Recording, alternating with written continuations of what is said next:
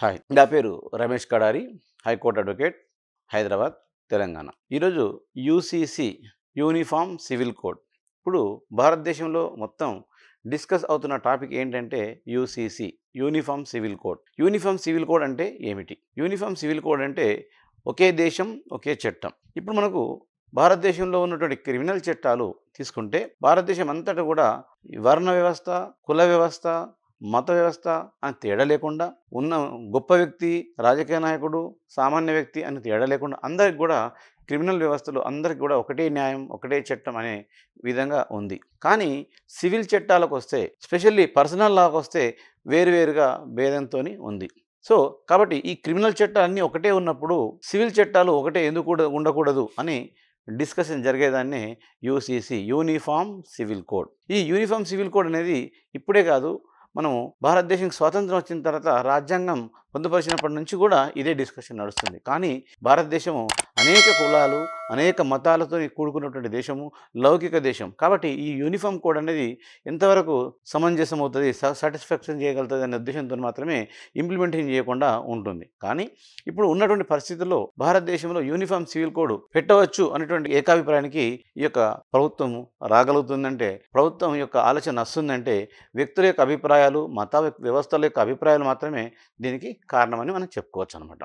ఇప్పుడు uniform civil కోడ్లో మనం ఈ యొక్క పర్సనల్ లాస్ అంటే మనము హిందువులకు ఒక లా ఉంది, ముస్లిమ్స్కి ఒక లా ఉంది, అలాగే క్రిస్టియన్లకు స్పెషల్ లా ఉంది. క్రిస్టియన్లకు స్పెషల్ లా ఏం చెప్తుంది, ముస్లింలకు ముస్లిం లా ఏం చెప్తుంది, హిందువులకు హిందూ లా ఏం చెప్తుంది అంటే దాంట్లో ఉన్నటువంటి వివాహము, విడాకులు, వారసత్వము మరియు దత్తత, ఈ యొక్క వీటి గురించి మాత్రం తెలిపేదాన్ని మనం పర్సనల్ లా అంటాం అన్నమాట. వివాహము, మ్యారేజ్, హిందూ వ్యవస్థలో మ్యారేజ్ ఏ విధంగా ఉంటుంది, విడాకులు, డైవర్స్ సిస్టమ్ హిందూ వ్యవస్థలో ఎలా ఉంది, ముస్లిం వ్యవస్థలో ఎలా ఉంది, క్రిస్టియన్ వ్యవస్థలో ఎలా ఉంది, అలాగే వారసత్వం, యాన్సిస్టర్ ప్రాపర్టీస్ని మనం వారసత్వంగా ఏ విధంగా తీసుకోవాలి, అలాగే మనం చెప్పుకున్నాము దత్తత, అడాప్షన్ కూడా ఏ విధంగా చూస్తున్నాం అనే విషయం గురించి చెప్పుకుంటున్నాం. ఇప్పుడు మనం వివాహానికి వస్తే హిందూ వ్యవస్థలో హిందూ వ్యవస్థ మనం మామూలుగా 18 సంవత్సరాలు ఆడపిల్లకి ఉండాలి, 21 సంవత్సరాలు అబ్బాయికి ఉండాలి అని అనుకుంటున్నాం. దాంతో ప్రకారం ఒకటే వైఫ్, ఒకే వ్యక్తిని పెళ్లి చేసుకోవాలి అనే సిస్టమ్ మనకు హిందూలో ఉంటుంది. సో అదే విషయానికి వస్తే ముస్లింకి వస్తే ఎలా ఉంటుంది అది? సో ఒకరు నలుగురినే పెళ్లి చేసుకోవచ్చు, 15 సంవత్సరాలు దాటితే వాళ్ళు పెళ్లి చేసుకోవచ్చు, సో అమ్మాయికి 15 సంవత్సరాలు దాటితేనే పెళ్లి చేయవచ్చు అనేటువంటి వాళ్ళకి లా ఉంది. అలాగే విడాకుల విషయానికి వస్తే ట్రిపుల్ తలాక్ అనేది దేశంలో సంచలనమైనటువంటి నిర్ణయం అనేది మనం చెప్పుకున్నాం.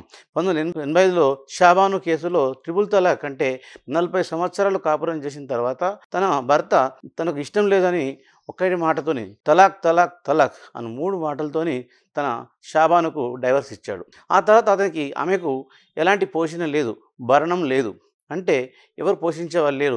దాన్ని సుప్రీంకోర్టు దాకా వచ్చినప్పుడు ఈ యొక్క సిస్టమ్ అనేది వారికి ఒక తోడు అనేది ఉండాలి, ఎప్పుడైనా సపోర్ట్ అనేది ఉండాలి. సపోర్ట్ లేకుండా తలాక్ అనేటువంటి మాటతోని 3 సార్లు అనగానే మనకు షాబాను కేసులో ఇచ్చేసింది. కాబట్టి ఆమెకు భరణం ఇవ్వాలన్నదే ఈ యొక్క త్రిపుల్ తలాక్తో అనేది రద్దు చేయాలి అని దేశం మొత్తం ఒకే మాట మీద నిలబడి ముస్లిం స్త్రీలందరూ కూడా ఈ యొక్క తలాక్ కోసం కష్టపడి వాళ్ళు సాధించుకున్నారు. అది చట్టంగా అమలుపరచడం కూడా జరిగింది. కానీ ఇంకా కొన్ని ఉన్నాయి.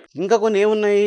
విడాకులు. ముస్లింలలో విడాకులు తీసుకున్నప్పుడు వాళ్ళు తలాక్ అని తీసుకుంటారు, దానికి మనము రద్దయిందని చెప్పుకున్నాం. కానీ ఇంకొక దారుణమైన విషయం ఏంటంటే నికా హలాల్. నికా హలాల్ అంటే ఏంటి? నికా హలాల్ అంటే ఒక ముస్లిం యువతి అతని యొక్క హస్బెండ్ నుంచి వేరుపడినప్పుడు, అంటే అతని యొక్క డైవర్స్ తీసుకున్నప్పుడు తర్వాత అదే హస్బెండ్ని మళ్ళీ పెళ్లి చేసుకోవాలనుకుంటే మధ్యలో ఇంకొక వ్యక్తిని పెళ్లి చేసుకొని అవసరం ఉన్నా అవసరం లేకపోయినా అతనితో కాపురం చేసిన తర్వాత మళ్ళీ అతని నుంచి మళ్ళీ మొదటి భర్తను పెళ్లి చేసుకోవాలి. అంటే ఈ నికా హలాల్ అనేది ఒక భార్య వేరుపడ్డప్పుడు భార్య మళ్ళీ అదే భర్తను పెళ్లి చేసుకోవాలనుకుంటే మధ్యలో ఇంకొక వ్యక్తిని పెళ్లి చేసుకొని అతని నుంచి డైవర్స్ తీసుకొని మళ్ళీ మొదటి భర్తని పెళ్లి చేసుకోవాలి. లేకుండా డైరెక్ట్గా డైవర్స్ తీసుకున్న తర్వాత అతన్ని పెళ్లి చేసుకోవడానికి వీల్లేదు. దీన్ని నికా హలాల్ అంటారు. ఇది చాలా దారుణమైన విషయం. చాలా విధాలుగా ఉన్నాయి. అంటే ఇప్పుడు భరణం అనేది ముస్లిమ్స్లలో మ్యారేజ్ అనేది ఒక కాంట్రాక్ట్ మాత్రమే. అంటే ఒక వ్యవస్థ అయిపోయింది, రద్దు అయిపోయింది అంటే ఎవరికి వాళ్ళు వెళ్ళిపోవాలి, భరణం ఇవ్వాలనే కండిషన్ లేదు. కానీ హిందువులలో ఒక స్త్రీకి డైవర్స్ వచ్చిన తర్వాత భరణం ఇవ్వాలనే కండిషన్ ఉంది. వీళ్ళకి ఎంత ఇవ్వాలనే ఒక క్లారిటీ లేదు. అంటే ఇప్పుడు ముస్లిమ్స్‌లలో ఒకటి, హిందువులలో ఒకటి. సో, ఈ విధంగా మనకు చూడగానే మనకు తేడా తెలిసిపోతుంది. సో, ఇక్కడ కాబట్టి ఈ తేడాలు ఉండకూడదు. అందరికీ ఒకటేలా ఉండాలా. ఈ యొక్క ఏదైతే యూసీసీ అనేది ముఖ్యంగా మహిళల కోసం మాత్రమే ఉపయోగపడే చట్టము, లేదా మైనారిటీల కోసం ఉపయోగపడే చట్టం అని అంటుంటే, కానీ ముస్లిం వ్యక్తులు మాత్రము మా యొక్క మతతత్వము కించపరిచే విధానంగా ఉంది. కాబట్టి మేము అమలుకు ఒప్పుకోము అనే విధంగా వాళ్ళు వాదిస్తున్నారు. సో, ఈ వ్యవస్థ జరుగుతూనే ఉన్నది. అలాగే క్రిస్టియన్‌లకు వచ్చేసినట్లయితే క్రిస్టియన్స్‌లలో వాళ్ళ యొక్క పెళ్లి సిస్టమ్ అనేది మనకు తెలుసు. రింగ్ పెట్టేసి పెళ్లి చేసేసుకొని వాళ్ళ యొక్క చర్చిలలో పెళ్లి చేసుకుంటారు. సో, వాళ్ళ తర్వాత ఒకవేళ క్రిస్టియన్ వ్యక్తి మరణించినప్పుడు అతని యొక్క ఆస్తిని, అతని యొక్క మొత్తం ప్రాపర్టీ అతని భార్యకే చెందుతుంది. కానీ అలా మదర్‌కు ఏమాత్రం వయస్సు ఎంత మీరినా, ఆమెకి ఏమాత్రం అవకాశం లేకున్నా, సంపాదన లేకపోయినా, ఆమెకు తోడు లేకపోయినా ఆమెకు చెందది. అంటే ఆస్తి మొత్తం ఎవరికొచ్చింది అక్కడ? భార్యకొచ్చింది. అంటే హిందువులలో ఎలా ఉంది? యాన్సిస్టర్ ప్రాపర్టీ అనేది తల్లికి, కొడుక్కు, కూతురికి ఇలా పంచబడ్డది. అలాగే ముస్లిమ్స్‌లో ఎలా చేయబడ్డది? ముస్లిమ్స్‌లలో 1/3, 1/4, 1/6 ఈ విధంగా వాళ్ళ యొక్క ఫ్యామిలీగా పంచబడ్డది. కానీ ఇక్కడ భార్యకి చెందింది. అంటే మనం ఇక్కడ వివాహ వ్యవస్థలో భేదాలున్నాయి, విడాకుల్లో కూడా తేడాలున్నాయి, తర్వాత వారసత్వంలో తేడా ఉన్నాయి, అలాగే దత్తతలో కూడా చాలా మటుకు తేడా ఉన్నాయి. సో, ఇవన్నిటికి గురించి తేడాలన్నీ ఉండకుండా ఒకటే కోడు, ఒకటే దేశం, ఒకటే ఉండాలనే ఉద్దేశంతోని ఇప్పుడు భారతదేశం మొత్తం ఇదే డిస్కషన్ నడుస్తుంది.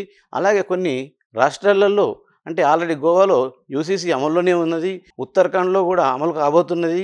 అలాగే యూపీలో, మధ్యప్రదేశ్, బీజేపీ ప్రాంతాలలో కూడా ఈ యొక్క యూనిఫామ్ సివిల్ కోడ్ అనేది వస్తున్నది. సో, ఇప్పుడు యూనిఫామ్ సివిల్ కోడ్ అనేది భారతదేశంలో చర్చించేటువంటి విషయము. సో, దీనికి అమలు పరచాలా, అమలు పరచకూడదా? మీరు కూడా అది కొంచెం కాన్సంట్రేట్ చేసి ఒకసారి ఆలోచిస్తే అందరికీ ఒకే చట్టం ఉండడం వల్ల దేశంకి ఎంత లాభము అనేది మనకు తెలుస్తుంది. ఇంకా ముఖ్యంగా చెప్పుకోవాలంటే అభివృద్ధి చెందిన దేశాలు అంటే యూఎస్ కానీ, జపాన్ కానీ, రష్యా కానీ లాంటి దేశాలలో ఒకే దేశం, ఒకే చట్టం ఉంది కాబట్టి ఎక్కడ కూడా కాంప్రమైజ్ కాకుండా వాళ్ళు డెవలప్ అవుతూ ఉన్నారు. కానీ మన దేశంలో ఈ వ్యవస్థ లేకపోవడం వల్ల యూనిఫామ్ సివిల్ కోడ్ ఉండకపోతే ఈ యొక్క వర్ణ వ్యవస్థ, కుల వ్యవస్థ అని దీంతోనే ఆలోచించుకుంటూ అభివృద్ధి వైపు మనం వెళ్ళలేకపోతున్నాం. సో, కాబట్టి వెళ్ళాలంటే యూనిఫామ్ కోడ్‌కు మనం సపోర్ట్ చేయాలా? సపోర్ట్ చేయొద్దా? మీరు కూడా ఆలోచించి నిర్ణయించండి. Thank you.